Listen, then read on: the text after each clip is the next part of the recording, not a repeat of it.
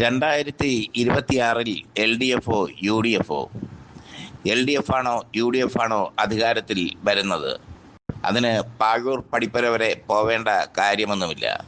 L D F വീണ്ടും അധികാരത്തിൽ വരും.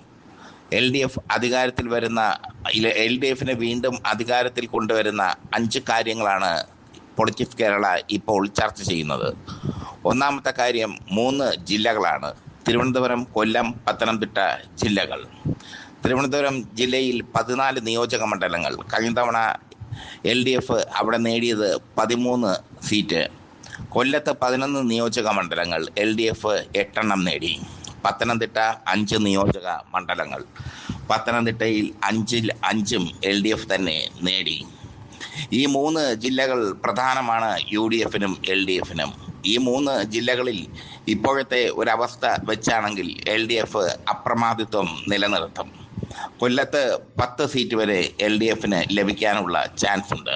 കഴിഞ്ഞ തവണ പോയ കുണ്ടറ എൽ ഡി എഫ് തിരിച്ചു പിടിക്കും. അങ്ങനെ വരുമ്പോൾ വലിയ ഗതികേടാകും ഈ 3 ജില്ലകളിൽ കോൺഗ്രസിൻ്റെ സ്ഥിതി. അതിനിർണായകമായ ഈ 3 ജില്ലകളിലെ സീറ്റ് നില അടുത്ത തെരഞ്ഞെടുപ്പിൽ അതിനിർണായകമായി തന്നെ മാറും. അതുകൊണ്ട് തന്നെ ഈ 3 ജില്ലകൾ യു ഡി എഫിനെ സംബന്ധിച്ചിടത്തോളം ഈ 3 ജില്ലകളിൽ മുന്നേറേണ്ടത് അനിവാര്യതയാണ്.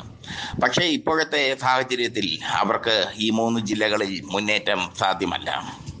2, ക്ഷേമ പെൻഷൻ വിതരണമാണ്. കൃത്യമായി പിണറായി വിജയൻ ക്ഷേമ പെൻഷൻ വിതരണം നടത്തുന്നു. വലിയ വിതരണങ്ങളാണ് നടത്തുന്നത്. വലിയ രീതിയിലുള്ള സന്നാഹമാണ് ഇതിന് ഉള്ളത്. കൃത്യമായി ക്ഷേമ പെൻഷൻ ആൾക്കാരുടെ കയ്യിലെത്തുമ്പോൾ സാധാരണക്കാരായ ആൾക്കാരുടെ വോട്ട് പിണറായി വിജയൻ സ്വന്തമാക്കുന്നു. ഇനിയുള്ളത് ഏക കിടപ്പാടം പദ്ധതിയാണ്. ആകെയുള്ള കിടപ്പാടം ജപ്തിയിലാകുമ്പോൾ അവരെ സഹായിക്കാനുള്ള പദ്ധതിയാണ് ഏക കിടപ്പാടം പദ്ധതി. ഏക കിടപ്പാടം പദ്ധതി എൽ ഡി എഫിനെ സംബന്ധിച്ചിടത്തോളം, പിണറായി വിജയനെ സംബന്ധിച്ചിടത്തോളം വലിയൊരു നീക്കമാണ്. ആ നീക്കം പിണറായിയെ വീണ്ടും അധികാരത്തിലെത്തിക്കും എന്നുള്ളതിൽ സംശയമില്ല. ഇനിയുള്ളത് NSS ബാന്ധവമാണ്. NSS ബാന്ധവം വലിയ തോതിൽ CPM-ന് ഗുണം ചെയ്യും. SNDP-യെ പോലെയല്ല NSS പറഞ്ഞാൽ അതുപോലെ ചെയ്യുന്ന കുറച്ച് ജനവിഭാഗം ഉണ്ട് കേരളത്തിൽ. രാഷ്ട്രീയത്തിനതീതമായി NSS-നെ സ്നേഹിക്കുന്ന ജനവിഭാഗം. NSS ഇടഞ്ഞപ്പോഴെല്ലാം അതിൻ്റെ ഫലം കോൺഗ്രസ് അനുഭവിച്ചിട്ടുണ്ട്. ഇപ്പോൾ NSS പൂർണ്ണമായും പിണറായിക്ക് പിന്തുണ നൽകുന്നു. സമദൂരം വിട്ട് ശരിദൂരത്തിലേക്ക് അവർ എത്തിയിരിക്കുന്നു. സുകുമാരൻ നായർ തന്നെ അത് കൃത്യമായി പറയുകയും ചെയ്തു. NSS ബാന്ധവം വലിയ ഗുണം ചെയ്യും എൽ ഡി എഫിന്. അതോടൊപ്പം തന്നെ NSS ബാന്ധവത്തിനോടൊപ്പം തന്നെ ആഗോള അയ്യപ്പ സംഗമം അതും വലിയ ഗുണം ചെയ്യും എൽ ഡി എഫിന്. ഗുണം ചെയ്തു കഴിഞ്ഞു എൽ ഡി എഫിന്. ഇനിയുള്ളത് ന്യൂനപക്ഷ സംഗമമാണ്. അതിന് നടത്താൻ പോകുന്ന സംഗമമാണ്. അത് പിണറായിയുടെ തുറുപ്പുചീട്ടാണ് എന്ന് തന്നെ പറയാം.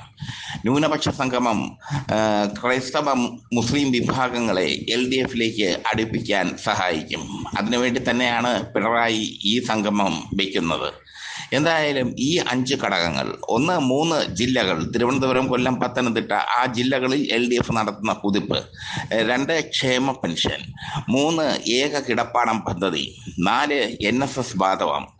5, ന്യൂനപക്ഷ സംഗമം. ഇനി വരാൻ പോകുന്ന 3 ന്യൂനപക്ഷ സംഗമം. ഈ 5 ഘടകങ്ങൾ പിണറായിക്ക് വലിയ ഗുണമായി മാറും. എന്തായാലും വീണ്ടും അധികാരത്തിലെത്താൻ എൽ ഡി എഫ് പല വിധത്തിലുള്ള തന്ത്രങ്ങളാണ് മെനയുന്നത്. BJP വോട്ടുകളും യു ഡി എഫിനെ ചതിക്കും. BJP കൂടുതലായി വോട്ടുകൾ പിടിക്കുന്നത് യു ഡി എഫിൽ നിന്നായിരിക്കും. അങ്ങനെയും കൂടെ ആകുമ്പോൾ എൽ ഡി എഫിന് ഒരു ക്ലീൻ പാസ്, ഒരു ക്ലീൻ വിജയം, സമ്പൂർണ്ണ വിജയം ലഭിക്കും എന്നത് ഉറപ്പാണ്. അതാണ് ഞാൻ ആദ്യമേ പറഞ്ഞത്. അതിന് പാഴൂർ പടിപ്പര പോലെ പോവേണ്ട കാര്യമില്ല എന്ന്.